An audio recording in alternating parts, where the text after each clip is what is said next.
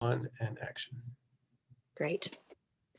Good afternoon, and thank you for joining us today for this session on maintaining optimism in the job search.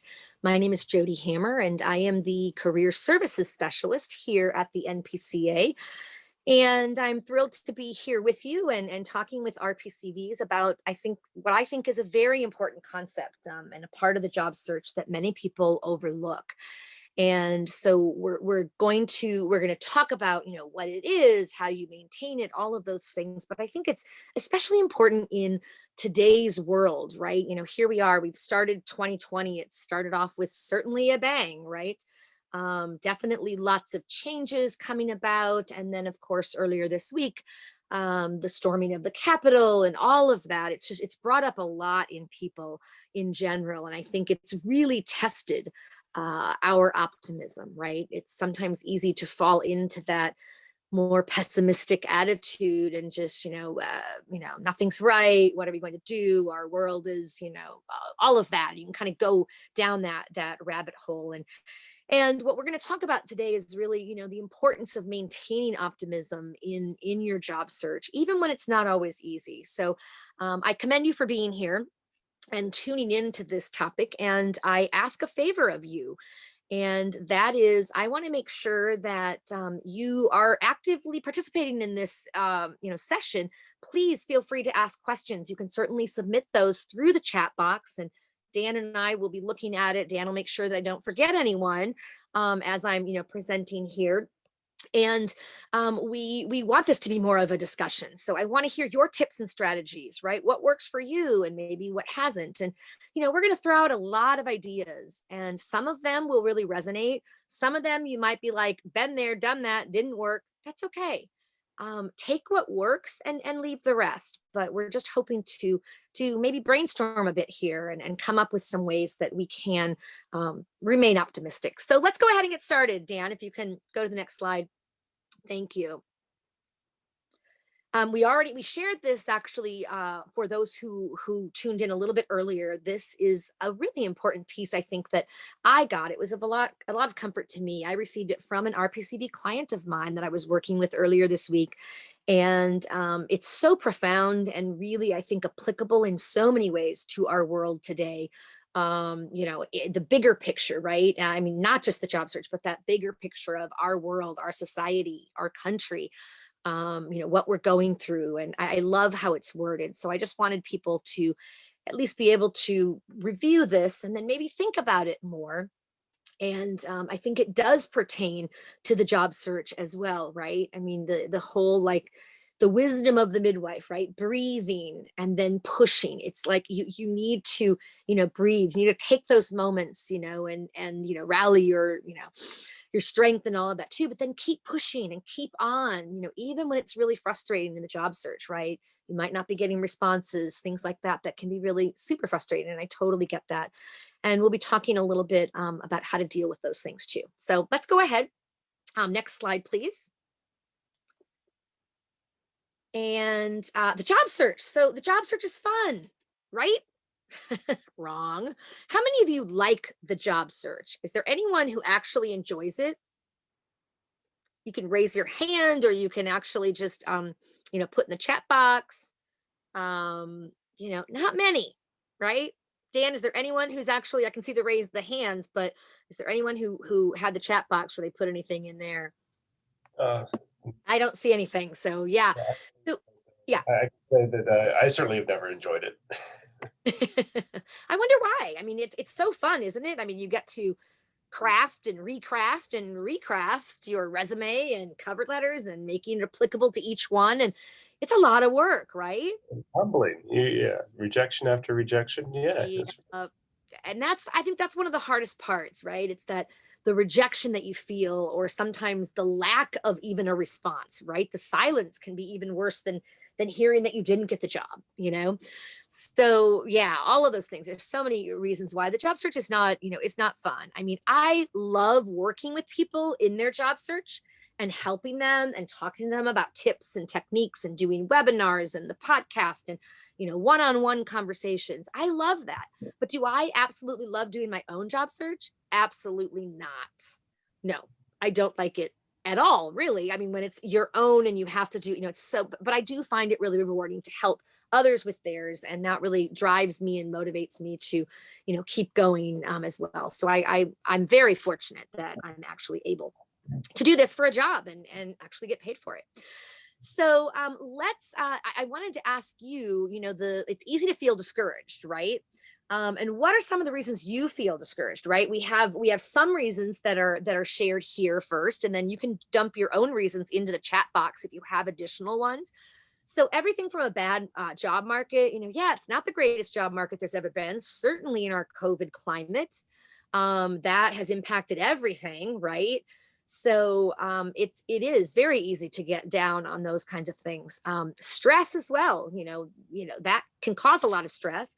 Recent events, the silence, which we already mentioned, that whole what we call the black hole of applications. You feel like, how many of you feel like you put out application after application and you've really done you've tried to do your best job, in tailoring it and putting this out, and you just don't hear anything. And that is incredibly frustrating, right? And discouraging. It's like, wow, what do I need to do? Like, what am I doing wrong? And it's easy to internalize it, I think, and feel flawed, right? Or feel, gosh, I'm not, it must be me. I'm, not to, it can really take a ding, I guess is what I'm saying, on your self-esteem, right? So that's a really serious issue too. So we want to work on addressing that. No follow-up after the interview. You might have, gotten feedback and you're all excited and you work through the interview, and then boom, just nothing after that. And that's really tough. And what else? What other kinds of things make your job search especially discouraging? Let's look what we have in the chat on this, and feel free to add more. Jessica, thank you. So getting to the third round of interviews and not getting the job. And then when you ask for feedback, they don't give you any. Yeah. How are you supposed to improve? That's a really good comment. And first of all, I want to commend you for getting to the third round, because you know what that means, Jessica? That means that you were literally among the top 2 or 3, most likely, people, like the very best of the best. You got all the way to that third round, which, so it wasn't something that you didn't do right in your interview, or that likely, right? Or in your, or I'm sorry, in your cover letter or your, resume, that kind of thing, because you made it to the final of the final, interviews. But then you're being compared to these other candidates, very few of them. But it could be that somebody else had, I don't know, 2 additional years of experience in a certain area that you didn't have, or some other kind of contact or connection to the community that they were going to be serving, or something that just put them just slightly, ever so slightly, in ahead of you, and so they got it instead of you, right? So I'm glad you got feedback, not feedback, but you were told that you didn't get the job, because sometimes people don't even hear that. And it's super, super frustrating, right?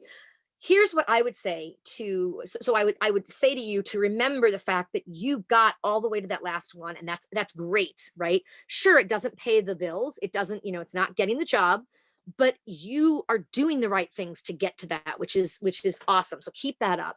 Secondly, I would really encourage you to consider writing what I call, in jest, a thank you for the rejection letter, right? And maybe you did something like this, but many times people don't. But you basically write something to the effect of, thank you for letting me know regarding your selection decision for the program manager position, whatever it is, the title, right? While disappointed to have not been selected, I wish you the very best with your chosen candidate. Should you have any future opportunities, please let me know, as I remain deeply committed to blah, blah, blah, and am confident my XYZ skills could be well utilized in whatever, in your organization. That is basically showing that you are the complete professional, even in the face of bad news, right? Bad news, not getting the job. You are remaining optimistic, professional, right? You're responding, right? And here's the other great thing about doing that. Sometimes, and I would even say many times, the number one candidate may either fall through, they may fall through for whatever reason. Maybe they didn't clear the security check. Maybe they changed their mind and didn't want the job after all. Who knows? But I can tell you, if you wrote that professional kind of thank you for the rejection email and they receive that, I mean, they're like, wow, she is so professional. You better believe if they have future opportunities, they may well be thinking of you. Or if that candidate fell through, you may be getting that job after all.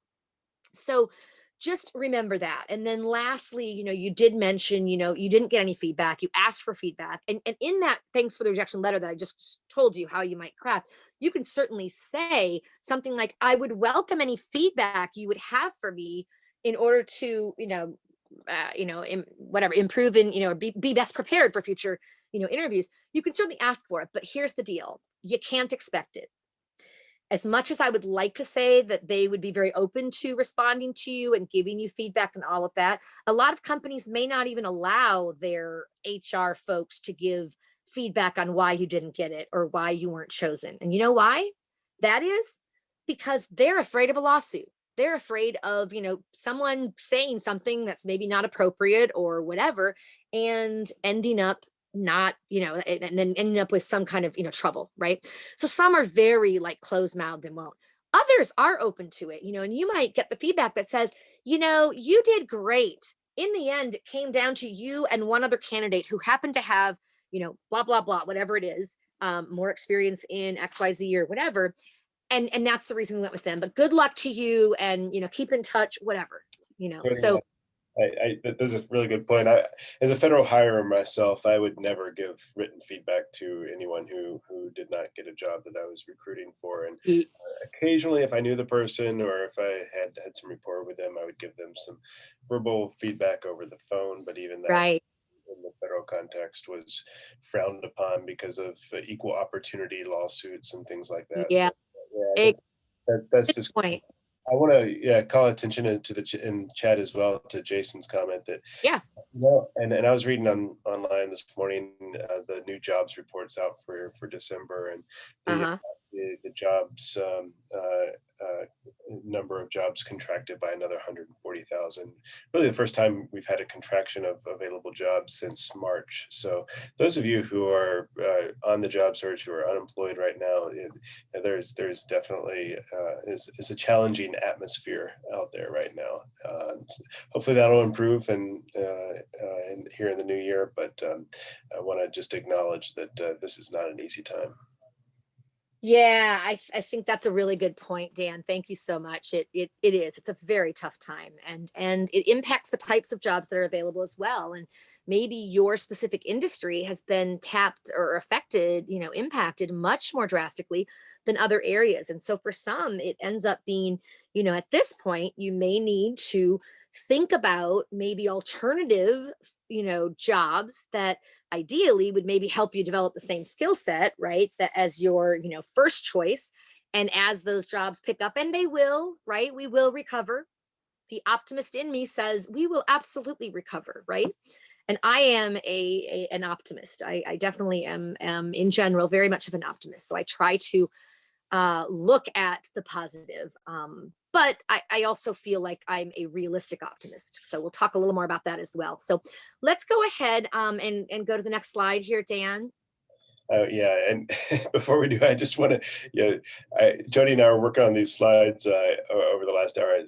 I can't believe we didn't think, Jody, to add that PSA from Peace Corps from the I think it was the early '80s or '70s when recruiting. It's got a glass. Oh, the glass half. Glass of water, and so if you see the glass is half full, then you're the type of person we want in the Peace Corps. Anyway, Exactly. that just Well, says, and there was a joke. Wasn't there a joke also about like if you see a Peace Corps volunteer see if you show a glass, half full, is it half full or half empty? And if you ask a Peace Corps volunteer, they'll say enough to shower with. Yeah, no, I could take a bath with that. Yeah. Yeah, something like that. Like I could bathe with this. So yeah, absolutely. Right. So I think RPCVs tend to be more optimistic than, I don't have stats per se to prove this at the ready, but I would say that Peace Corps volunteers tend to be more resilient and more optimistic. Certainly you can be an optimist and still go through difficult times, right? It's how do you react to it, and how do you, go forward, maybe learn from it, or, and go forth and, improve and, do what you need to do, right? And there's a big difference, as this slide, says, right? Being optimistic versus being a Pollyanna, right? So a Pollyanna, is by definition, right, an excessively cheerful or optimistic person. What I say makes me sound like some aging Pollyanna who just wants to pretend that all is sweetness and light. So, like the Pollyanna, you think of it as being someone who just doesn't, like, they're not realistic. They're just so optimistic that it's just annoying, right?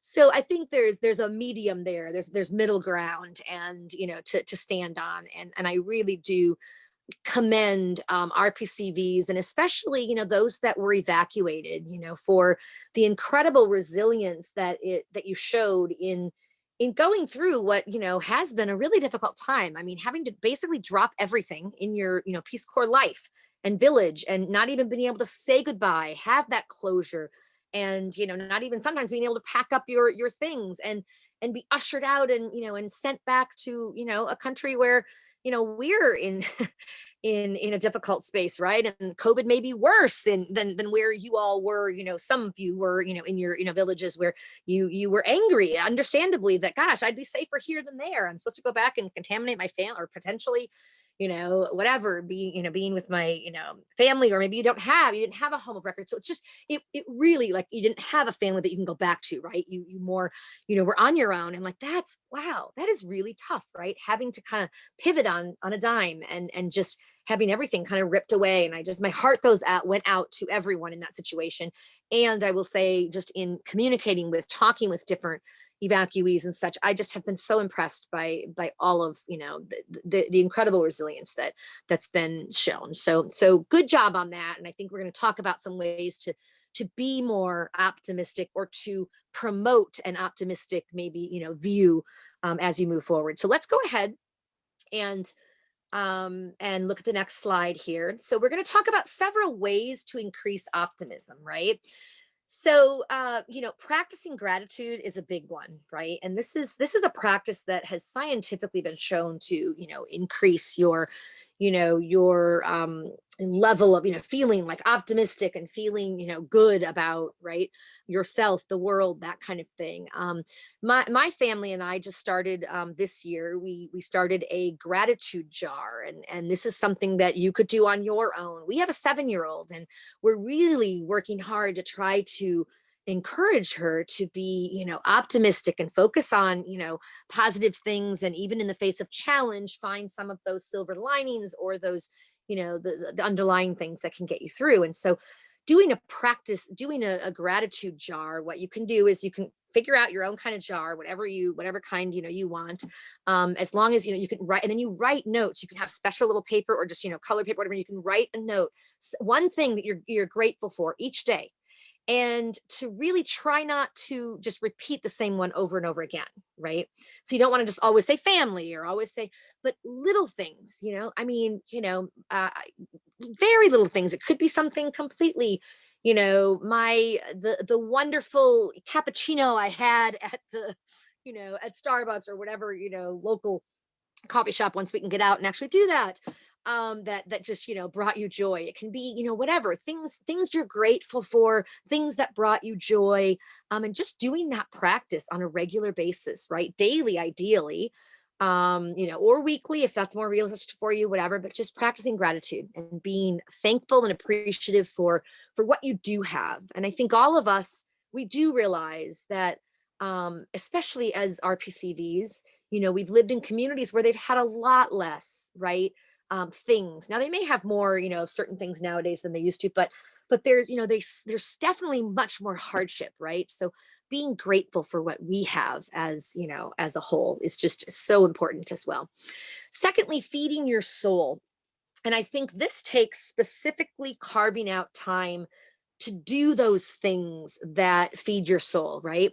And it doesn't have to be it shouldn't be really job search related, right? It should be related to things that make you come alive, things that, it could be knitting, it could be, bicycling, it could be getting out into nature and, hugging trees, those kinds of things, whatever feeds your soul. Make sure that you carve out time during, your day or your week or whatever to do some of those things, because when you engage in activity that brings you alive, it makes you feel more grateful and more optimistic and all of those things, right? So it's just, it really can help. Good. Um, Yeah, just to comment on that, I think that the opposite is also true. Don't continue or to do things that don't feed your soul, or that's drain yes. your soul and your energy. And just specifically, a new word enter in my vocabulary this week: doom scrolling. And I'd never heard. Oh, geez. And I've never before this week spent so much time just on Twitter and social media and Right. CNN's website, just scrolling through all of the. Everything's so negative. It's like, And I yeah, just had to. For me, it's exercise, but for others, it could be other things. I just had to step back and say, this yeah, is healthy for me. And it's easy to get sucked into, and you have to just recognize when yeah. it's just making your world black. That's a really good point. Thank you, Dan, for bringing that up. That's so true, because if you do that, do you really think that's going to help your attitude? You don't come out of that going, "Wow, we have a great world, great country, yay!" It's quite the opposite. So, so limiting. I know people want to stay up on things, but trying to kind of counter that tendency to be addicted to that screen or whatever, to hear the latest and everything. Trust me, you can wait an hour without it and then just check the highlights, or whatever. So great. The third one that I have here is giving back. And that is, I think, so important as well, right? And as volunteers, I think you probably can appreciate this one as well. You gave, however much of your time, the standard, Peace Corps service would be 2+ years of your time to, making a difference and helping, others. So you already are in that kind of vein of doing that. Once you're back here, I am a strong believer in volunteering. Now, I know you're doing a job search. Most of you are doing a job search, and so you don't feel like you have time to volunteer because you got to work on your job search all the time. And we'll get to the schedule in just a moment here, but trust me, building in some time to volunteer, especially if it's, and you should try to do it in a passion area of yours, is going to make a big difference. It's going to help bring you alive, right? Bring your optimism, commitment, confidence. It's going to help in that regard.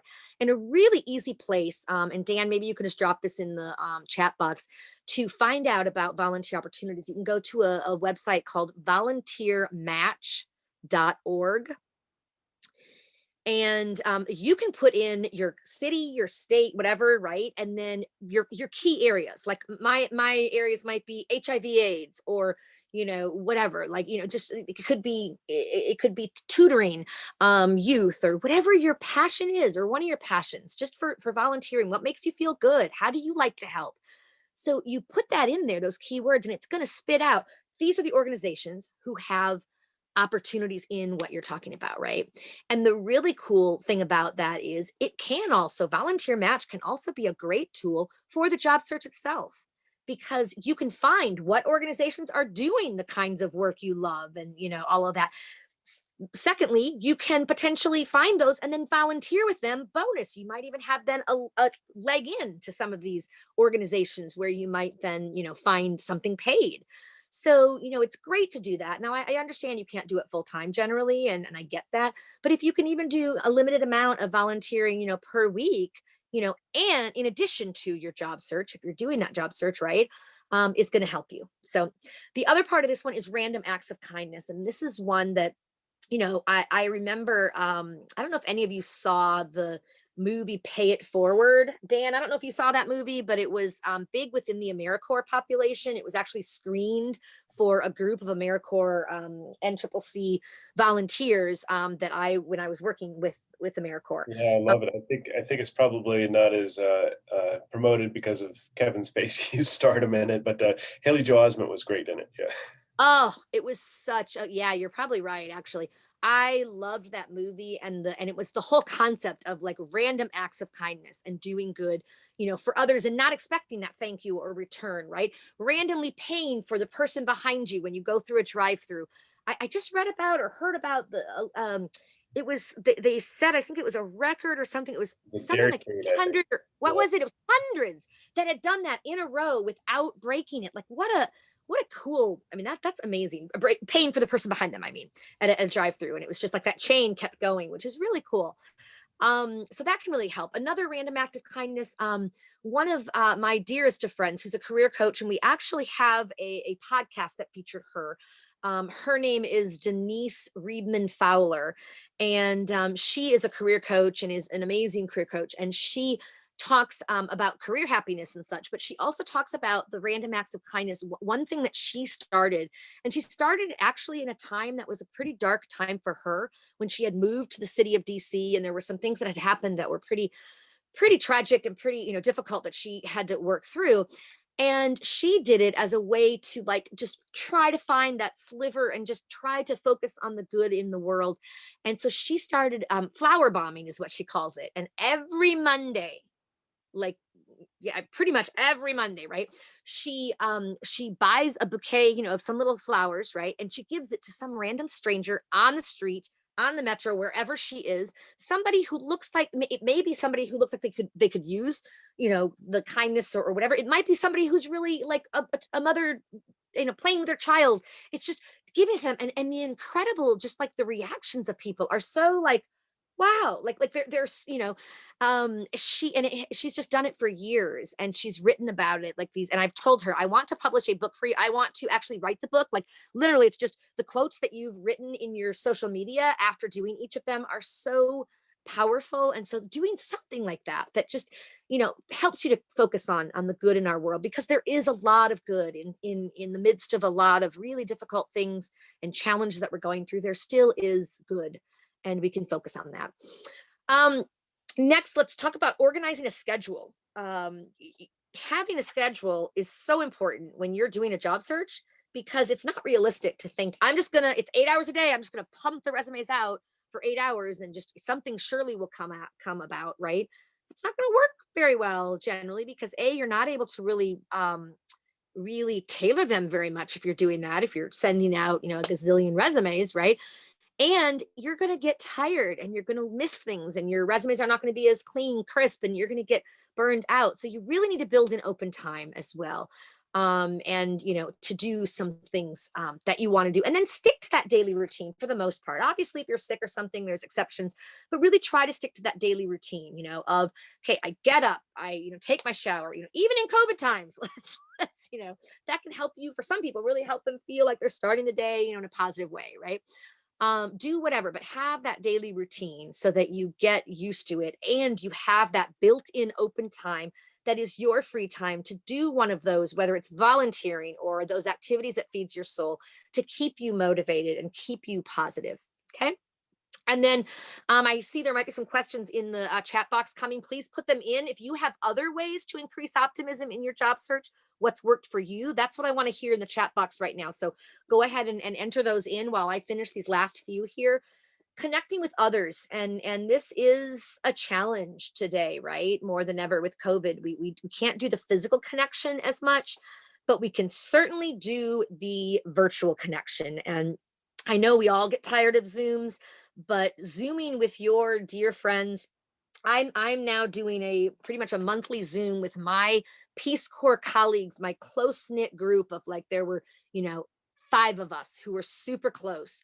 And we now are doing a monthly Zoom chat, and like we're back in touch. Like we have been in touch, periodically, and maybe a holiday card, but not like monthly. We're really sharing how we're doing in detail and what's going on and making sense of this world. And it has been so good for my soul, just to have that. So I'd encourage you to reconnect with your RPCB community, right? Also, joining some of the affiliate groups. NPCA has affiliate groups, right? Dan, maybe you can put in the chat box where they can access the affiliate groups, or maybe you can just talk about how they access it. Where would they go to learn what affiliate groups they might be involved with, whether it's country ones or regional ones? Yeah, I hopefully you found your affiliate groups, but there are a lot that you might not have considered. Cause-related groups like Volunteers for Environmental Action, Yes. Women of Peace Corps Legacy, or even TSP Global, which is a RPCV microfinance group. There are a lot of ways to get involved in cause-related groups, but you have your country of service groups, RPCVs of Ecuador, for example, that you can get Yep. involved with. Most people, I think, are finding their local affiliate groups. For Yep. example, here in the DC area, we have our RPCVs of Washington, DC, RPCVs of statewide groups like RPCVs of Maryland. What I wanted to talk about here, though, and I think what Jody was queuing me up for, is that we are, with NPCA, starting to pilot a peer support network. Those of you who Right.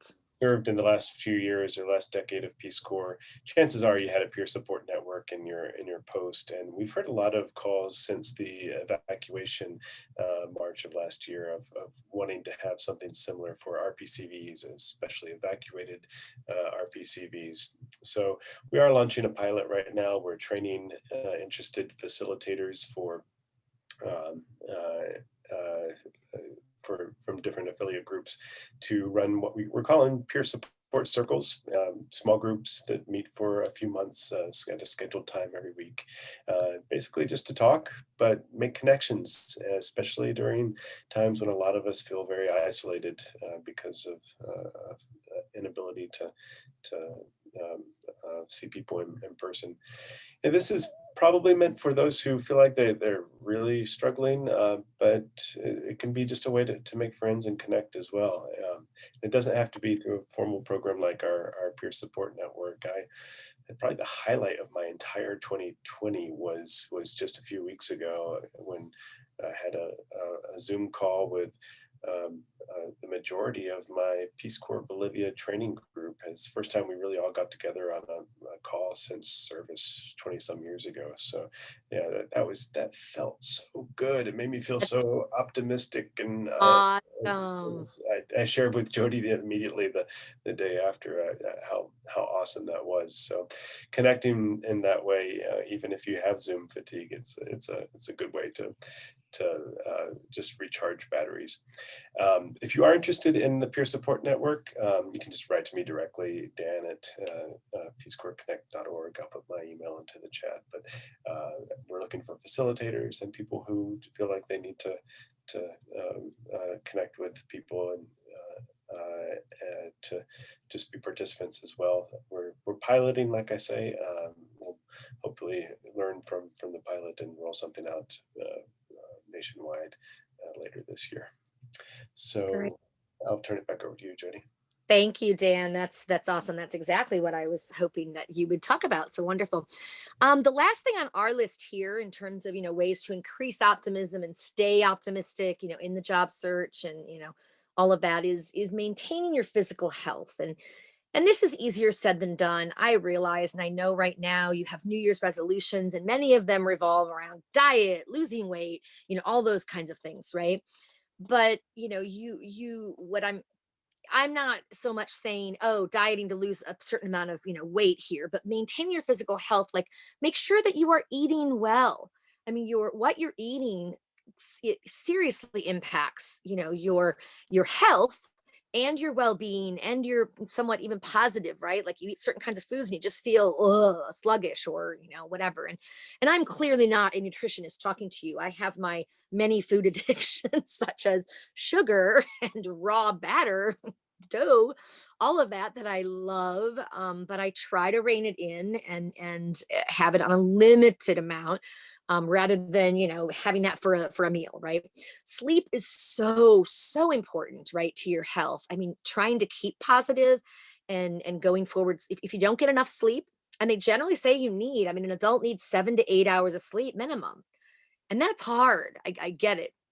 I'm in that boat too. It's, I'm a night owl. So I'm very much of a like, that's when my clock kind of comes alive and all of that. But I need to be a day person too, with, responsibilities for my child and getting her ready for, distance learning and all of those things. So I feel like I, lack sometimes of sleep, but I really try to, be as, diligent as I can about getting, at least that 7 hours. So exercise too it can be a release, right? I mean, and I'm not, somebody who's saying, "Oh, yes, exercise is the best." Like when I do it, I just completely feel like this new person. I was more of the kind of person where, like doing a treadmill at home or something is not my kind of exercise, right? I feel like a hamster, I hate this, I hate this, I hate this. It's good for me. I hate this, I hate this, I hate this. It's good for me. That's not my kind of exercise. So you've got to find the kind of exercise that you like. Is it rowing? Great. Is it, a treadmill, whatever? Great. Is it walking in the woods? Is it jogging? Is it whatever it is, like exercise of whatever type to help maintain your attitude and also just your alertness. And I mean, it takes a lot to focus on the job search, doesn't it? And so really, that as well. So I guess at this point, what I really want to do is see if there are thoughts from the audience. What what ideas do you have about ways that you maybe maintain optimism or keep your spirits up even in the face of challenges? And I'd love to hear some of those and see what's coming out. um let's see, anything there yet? See, feel free to dump in the chat box, or if you prefer, we're actually open to, with a small group like this, if you want to just unmute yourself, I think you'd be okay to just say it.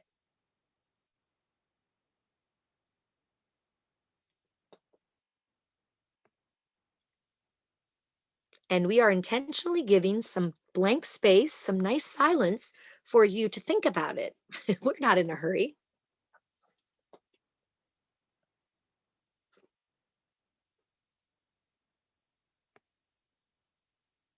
So you can certainly jump those in the chat box if you feel so. I'm going to have Dan go on to the next slide while we're waiting for some of those to come in, and hopefully we'll get some of your thoughts as well that we can review as we kind of close out here. So, couple keeping your spirits up during the job search. This was a piece done by Monster, and so it monster.com, and I like their wording that they use, so I just thought I would share it, and then you could just yeah, take it for what it's worth and add some more items maybe to it. So think up, right? So the mind's really powerful, right? If you're thinking just where you are, if it's in the middle of a hard time, a frustrating job search, not hearing back, all of those things, when you're thinking about the present and your current reality, oftentimes that can be depressing, right? But thinking up, right? Meaning, like, okay, this is going to end. And I do have confidence that I'm going to get that job that will be more meaningful in this way. And here's what I'm doing to work toward that. So thinking up and being, realistic about what you can do to get there, and you will get there. Trust me, you will get there. I cannot tell you when exactly, but you will. And if you keep it up and you keep trying, you will make it. You will get there. Secondly, just positive reminders, right?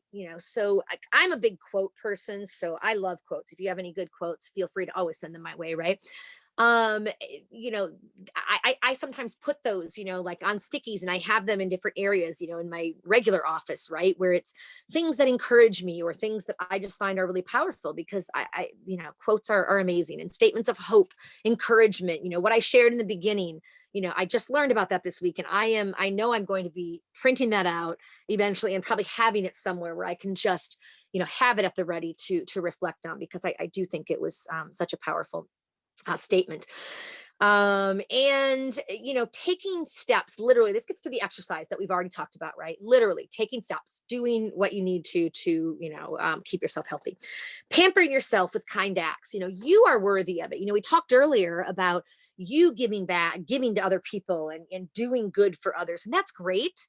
But if you just continually do good for others, and you're so focused on being that person doing good with, for other people, you're going to drain your own bank, if you will, your own, like, positivity bank, your own kind of, you also need to practice, giving yourself kind acts, doing kind acts where you can, where treating yourself. Maybe you tie that to accomplishing something like, hey, I got my State Department Foreign Service Officer application completely done and submitted. Now I get to celebrate by doing something where it's like a kind act toward yourself. Okay. See spirited people. And by this, I think they probably mean, I mean, you have, spirited people, people who are energetic, who have that positive kind of, uh, approach, or people who are even, might not even be so much of the positive, but it's like, hey, I am here. This is me, and let's make a difference. Let like that kind of can do, go ahead, make a difference, accomplish things kind of person, right?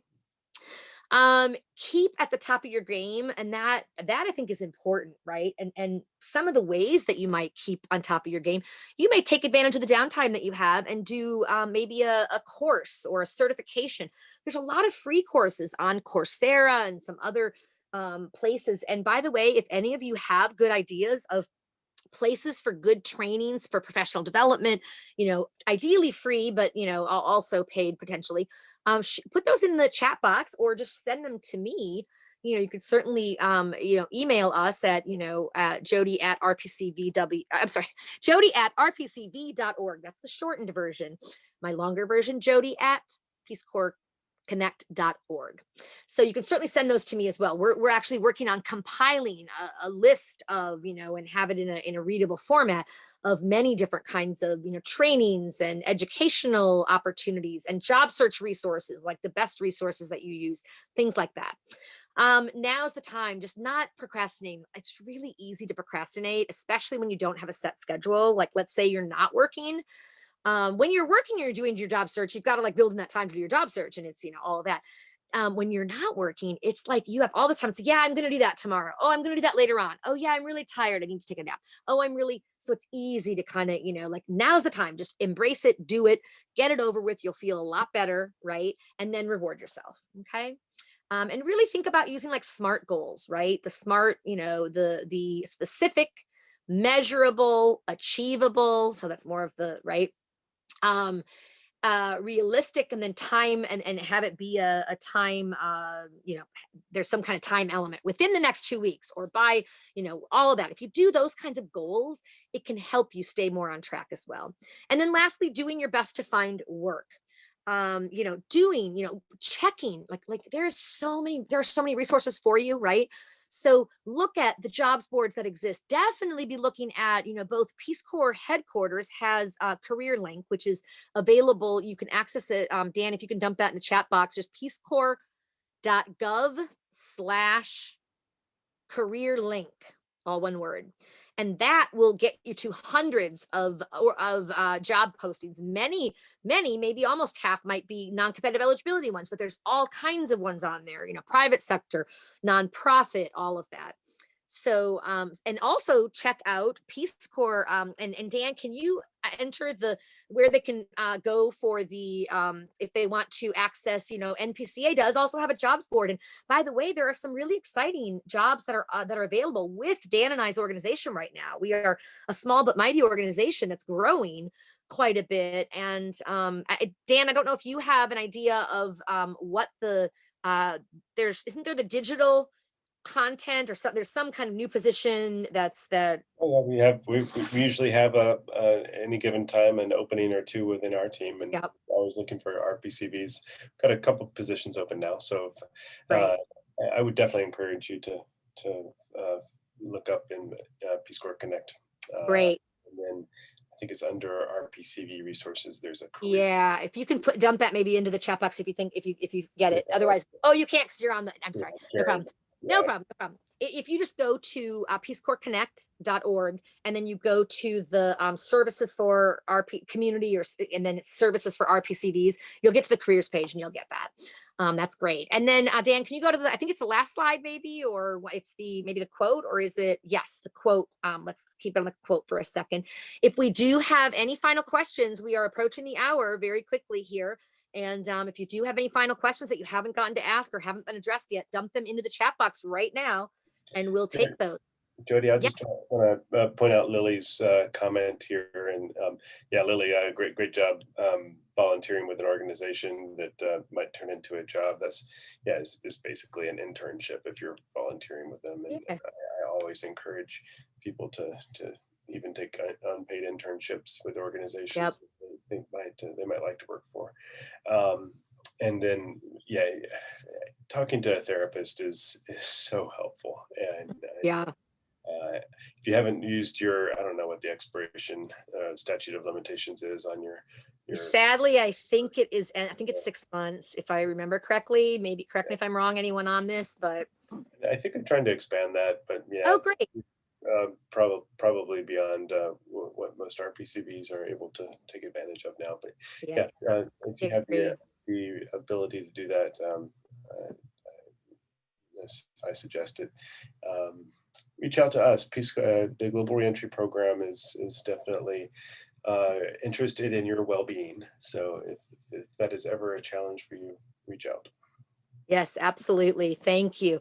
And I leave you with, before we open up for any final questions, this quote from Helen Keller, which I think really encapsulates the importance of optimism. You know, optimism is the faith that leads to achievement. Nothing can be done without hope or confidence. So I welcome any questions that we have here. I can stay on the line for a few, minutes extra if people do have them, but please put them in the chat box, if you do have any. And As we wrap up, Jody, I don't often get to get on these webinars with you. It's been a pleasure, and I just want to acknowledge all the hard work and behind the scenes individual work that you do with our PCV clients. It's a really a great service that you've put together, and I hope that you all are appreciating Jody's talents as much as I am. oh, thank you, Dan, and thank you for being willing to come on today, and very much to help in the face of the crashing computer and such. So yeah, thank you to you for coming and for all that you're doing to bring the global reentry program to where leading us in where we're going, which is very exciting. I think that's a good place to stop the recording. I think so too. Thanks, everyone. Make it a great day.